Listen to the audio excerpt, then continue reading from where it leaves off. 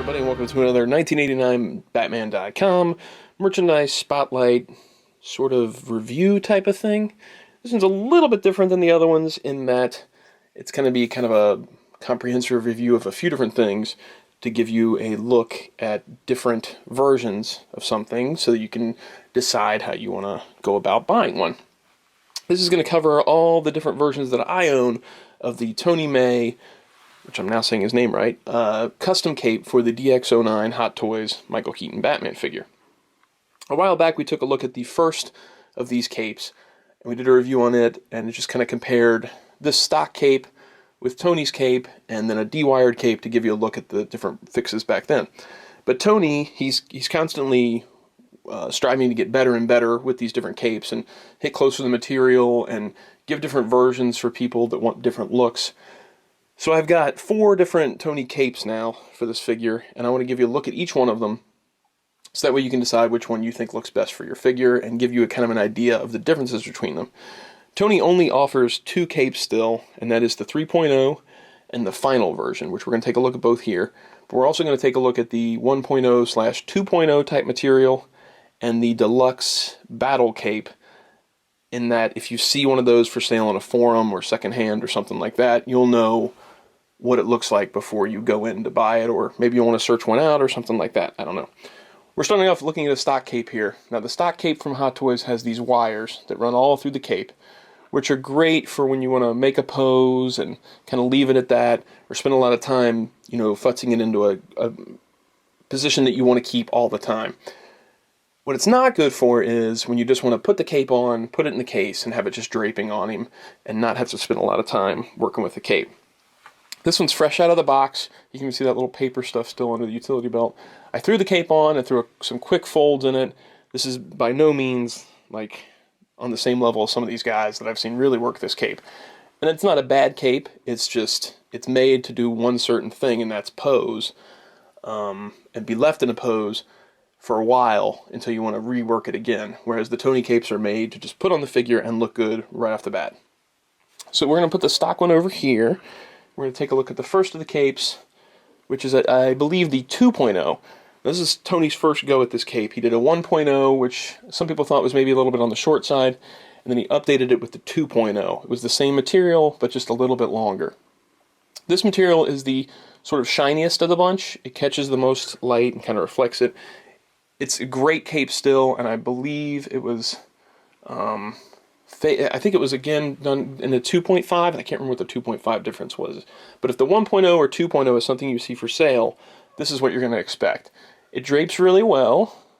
It's great right out of the box.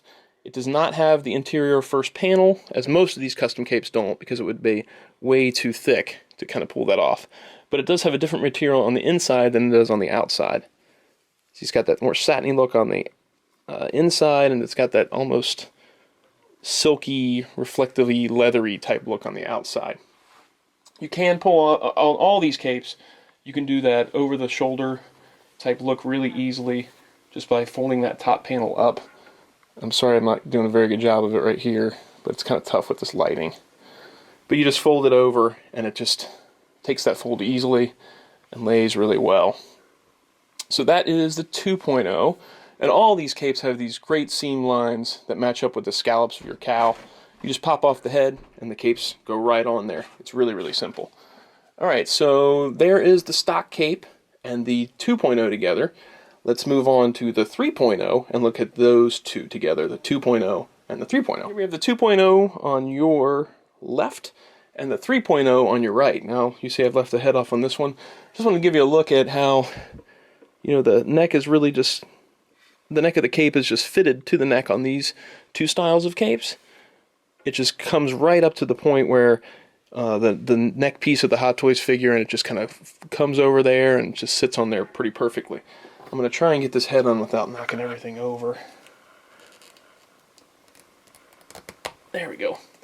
And then when you get it on there, you just kind of work the cape until you get the lines of the cape to match up with the scallops of the cowl.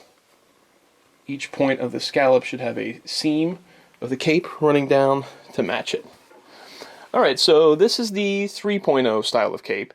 It's the same tailoring and design as the 2.0, but the material has been changed to a less shiny, less reflective of light look. As you can see, my light system's right here, and it's this one, or the 2.0/1.0 material catches it and gives kind of a shine to it, which is great. It still shows it gives it more like a leathery type of look. But as far as like photography and things like that goes, sometimes too much light is a kind of tough thing to deal with. So this 3.0 does a good job of catching light and more absorbing it than the 1.0, 2.0 material does. Just like the 1.0, 2.0, it has the satiny type of material on the inside. You've got seam lines that run down, like we've already said. And it's very easy to pull off the over-the-shoulder look with this cape as well. It's just a really soft material, drapes really well. You get that nice feel to it as it moves. It's actually a bit softer than the 2.0 material is, so it has a little bit more of an ease in moving and draping and things like that. And again, I don't want to say anything bad about this 1.0, 2.0. If you have one of these capes, you know how good it is. It's a very, very nice cape, and I wouldn't by any means say that, oh, all the other ones are so much better than this one. This is a great cape still. So there's your differences between your 2.0 and your 3.0. The 3.0 is the one that Tony still makes. This material is still in production from him. The 2.0 I think has been phased out. So this is one you'd have to find in the secondary market, and this is one you could still get from Tony. And to do that, you just email him at dandymei, DANDYMEI @gmail.com. Now that we've looked at these two, let's move on to the Deluxe Battle and Final versions. We've got our 1.0/2.0, our 3.0, and the Deluxe Battle here in the middle. The Deluxe Battle is a cape that Tony only made 10 of. This is a pretty tough one to come by. It took a lot of work on his part to get this one right. It's probably the most screen accurate of all the capes. It is a little bit on the stiffer side compared to these two earlier efforts. It has the interior panel on the front, which matches the movie, where the first panel on the inside has the leathery look of the outside. The material looks a little bit more like leather than these first two efforts did. These are great, and they have like a really nice smooth texture to them, but this one looks a little bit more like leather than the other two do. You still got the same great seam lines that match up with the scallops. It's got a really nice drape to it, and I think it looks a little bit nicer with the shoulder overlook than the other ones do, because it can really hold that fold really well. It just pulls it off really nicely. The Deluxe Battle, like I said, he only made 10 of, and this is a pretty tough cape to come by. So if you find one of these for sale, you might be paying a little bit more for it. It was more expensive from Tony from the get-go just because of all the time and the effort that went into making this cape. These two are also a lot of time and effort, but the Deluxe Battle was kind of his kind of grand achievement when it came to these capes. He had found the right materials, he'd gotten the construction as close as he could to the film, and this cape is really just quite nice. The only drawback I would say to it is that it is a little bit on the stiffer side compared to these two. Nowhere near as stiff as the stock cape, but if you're looking for one that's going to drape close to the body, these two are a little bit closer to that, and this one kind of has a little bit more width to its presence. Alright, so now we're going to move on to the final version, and that'll be all of them covered. Move these three guys back. Blaze was nice enough to let me borrow his DX09 for this. I have two myself, and then I have another one that is kind of on loan. So let's get all four of them out. Alright, so now in the back we've got our 1.0, 2.0, our Deluxe Battle Cape, our 3.0, and then up front we now have the final version, is what he's calling this one. Supposedly Tony is done. He's not going to do any more revisions or any kind of styles on this cape. If you want to get one, you're either getting the 3.0 or the final version. Now the final version has the same sort of tailoring as these two, where it's got the interior front panel that is the same as all the rest of the inside of the cape, but the outside material is, or the outside look of the cape, is the same material used for the NECA 18-inch quarter scale cape. So it's got sort of this crackledy, sort of pebbly texture to kind of mimic like a bat skin, whereas the interior has sort of the flatter look to it, like these two have, but it's a different material on the inside. These have a bit of a more, well, yeah, I think it is a little slightly different material on the inside. But the inside material is different from the outside, or the inside look is different from the outside. Getting flustered. The inside look is different from the outside look, just like it is in the film, just that front panel is the only difference here. The pebbly look, crackledy look to it, I think does the best job of keeping the light from getting too reflective. The drape to the body is really, really well done, and it's got some nice movement to the cape still. I really liked this cape on the NECA version, so I was really happy to see Tony apply this same material to the DX09. Now Tony thinks that it's more like the Batman Returns cape, but I think it looks really good for a DX09 cape as well, for a 1989 Batman cape as well.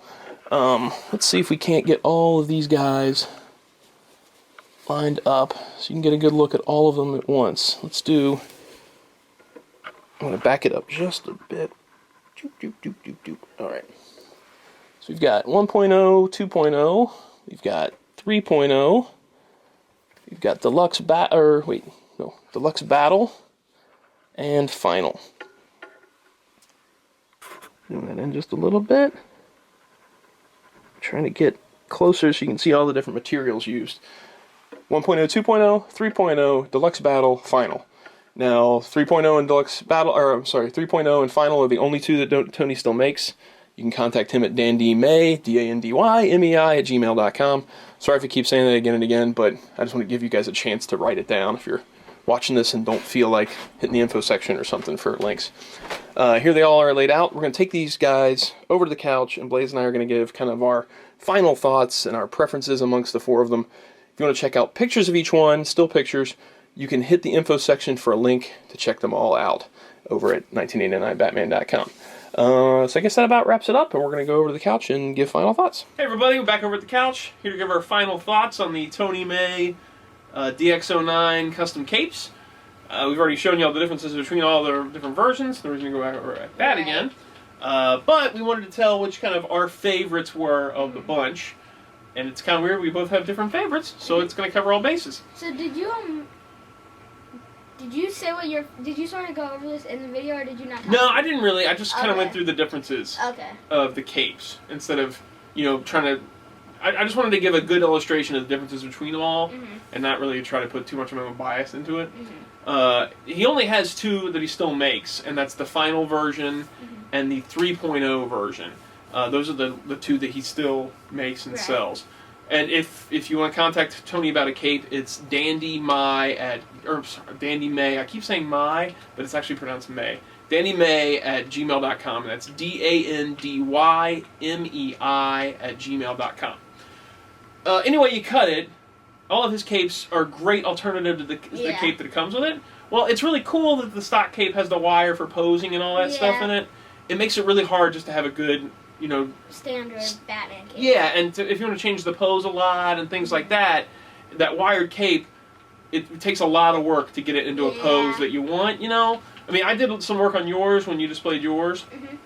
Did some creasing with it and stuff like that. But anytime you want to change the stance, you have to reshape the cape again. And it's cool that it's wired, it's cool that you can pose it, but I really like a cape that's kind of no fuss, no muss. You just put it on there and it looks cool. And Tony's done a great job of, constantly trying to better himself and do different versions of the cape to fit different people's likes and styles of the movie and stuff. So anyway, it was kind of the two that were for me deciding between my favorites. I really liked the Deluxe Battle Cape. This one's not made anymore. I think he only did 10 of these. And this one is made of sort of like a leathery material, and it's got that interior panel, so I really like that it's more of a movie accurate one of the bunch. And it looks really good with the fold over the shoulders look. I'd have to kind of do all the work with it. But it looks really good with the fold over the shoulders look. And it is accurate in style to the movie. And Tony put a lot of effort into making this cape as close as he could to the movie at this scale, which is kind of tough, to try and do a double thick panel in the front on something this small. It was a lot of work to get to this cape to the way it was. So I really appreciate it just for how beautiful it is. What a great job. But I think that my favorite is probably the final cape, which is that cape that uses that same crackledy material that he used for the NECA quarter scale cape. It just looks really, really cool. I love the way the texturing looks matched into the cowl. It looks good with the fold-over drape on the shoulder. It's just an overall, I think, a really, really cool cape that photographs well, that sits well, the drape is good on the figure. I just really like the look of this cape. So the final for me is my favorite. Whereas you actually like both the 1.0, 2.0 / style and material and the 3.0. We don't have another DX here right now to show it on there, but you like that kind of material on that. Yeah, I do. I like the more shiny one, I think. You like the shinier one, which is like the 1.0, 2.0. The 3.0 has a less of a shine to it, but it's got that smoother material, which you like the smooth. Right, which he does not make that one anymore, does he? He doesn't make the smooth one anymore, but as luck would have it, this one is for you. What? Really? Yeah. Thanks, Dad. Yeah, no problem, man. So it's kind of funny that the 2.0 ends up being your favorite, and that I have a 2.0 for you to have for your DX. So, but this one's your favorite? You like this one a lot? When Tony first did this one as the 1.0, 2.0, I loved it. And I mean, there were no alternatives other than the stock cape, and I'm still happy with it. I still think it's a great cape. And I think that if you can get one of these through the secondary market, there's a lot of guys on the Freaks forums and stuff like that that are still selling these older style ones that Tony did. Sometimes they're upgrading to another one or whatever. But anyway you cut it, I think all across the board, all of these capes are nice. And you shouldn't be disappointed if you're like, oh, well, I got the 1.0 or I've got the 2.0. No matter which way you cut it, they're all good capes. Yeah. And they all really work well. And then one reason I really like his capes is that you couldn't really drape with the other one. You can drape it over the shoulders easily with his. Exactly. It's really tough to drape. It's a great point, Blaze. It's really tough to drape that wired cape and not have it look kind of bulky. And that's sort of how I really like that look on the 1989 Batman, so I really wanted a cape that could do this, so I'm really glad I have this cape now. Yeah, there you go, man. Thanks, Dad. No problem, dude. I thought you'd like it. All right, so we're going to sign off on this one. If you want to check out pictures of this, or all four capes, you know, then just hit the info section along this video, bottom of this video, and it'll take you to pictures of them all. Again, if you want to contact Tony about getting a cape, it's dandymay@gmail.com, which is DANDYMEI@gmail.com. And in case you don't want to write that down, it'll be in the info section too. Yep. So we good? All right, man. We're going to sign off on this one, and we'll see you guys next time.